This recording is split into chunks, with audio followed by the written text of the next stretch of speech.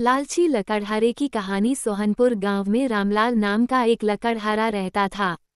वो अपनी जीविका चलाने के लिए गांव के पास के ही जंगल से रोज लकड़ियां चुनता और उन्हें बेचकर कुछ पैसे कमा लेता था। इसी तरह उसका गुजारा चल रहा था। कुछ दिनों के बाद रामलाल की शादी हो गई।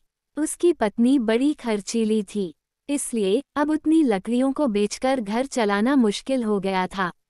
ऊपर से रामलाल की पत्नी कभी नए कपड़े खरीदने के लिए तो कभी किसी दूसरी चीजों के लिए रामलाल से बार बार पैसे मांगती थी। अगर पैसे न मिले तो रूठ जाती। रामलाल अपनी पत्नी से बहुत प्यार करता था, इसलिए उसकी नाराजगी वो बर्दाश्त नहीं कर पाता था। रामलाल ने ठान लिया कि वो अब ज्यादा लकड़ियां इकट्ठा करके बेचेगा, ताकि उसकी पत्नी को रोज रोज पैसों की कमी न हो। पत्नी की इच्छा पूरी करने के लिए आज रामलाल घने जंगल तक चला गया और बहुत सारी लकड़ियां चुनकर बाजार में बेच दी। ज्यादा लकड़ियों के ज्यादा पैसे मिले तो खुश होकर रामलाल ने सारे पैसे अपनी पत्नी को दे दिए। अब रोज रामलाल ऐसा ही करने लगा।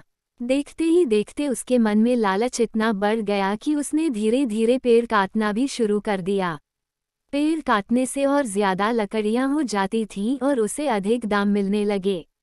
लकड़हारा हर हफ्ते एक पेड़ काटता और लकड़ियां बेचकर मिलने वाले पैसों से अपनी पत्नी के शौक पूरे करता। अब पैसे ज्यादा आ रहे थे तो घर भी अच्छे से चल रहा था। धीरे धीरे रामलाल ने पैसों को जुए में लगाना शुरू कर दिया। जुआ खेलने की लत ऐसी लगी कि रामलाल एक मोटी रकम इसमें हार गया। अब इस रकम को चुकाने के लिए रामलाल ने एक दो मोटे मोटे पेड़ काटने का फैसला लिया। जैसे ही रामलाल ने जंगल में जाकर अपनी कुल्हाड़ी को एक बड़े से पेड़ पर चलाने की कोशिश की तो उस पर पेड़ की टहनी ने हमला कर दिया। रामलाल चौंक गया, फिर उसे पेड़ की एक टहनी ने लपेट लिया। रामलाल कुछ समझ नहीं पाया कि यह सब क्या हो रहा है। तभी पेड़ से आवाज आई, मूर्ख, तू अपने लालच के चक्कर में मुझे काट रहा है।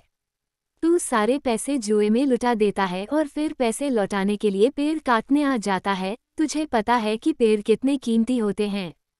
हमारे अंदर भी जान बसती है और हम तुम इंसानों को जीने के लिए हवा, धूप में छाया और भूख को शांत करने के लिए फल देते हैं।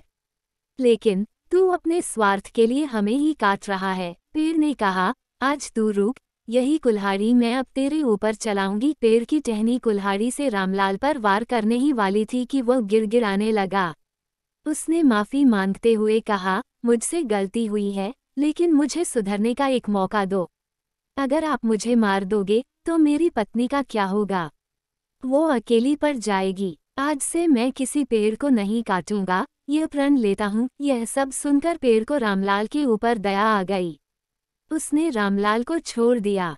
छूटते ही रामलाल भागकर अपने घर गया और पैसों के लालच में न आने का संकल्प ले लिया। कहानी से सीख, लालच में आकर पर्यावरण के साथ खिलवाड़ नहीं करना चाहिए। हमें ऑक्सीजन पेड़ से ही मिलती है।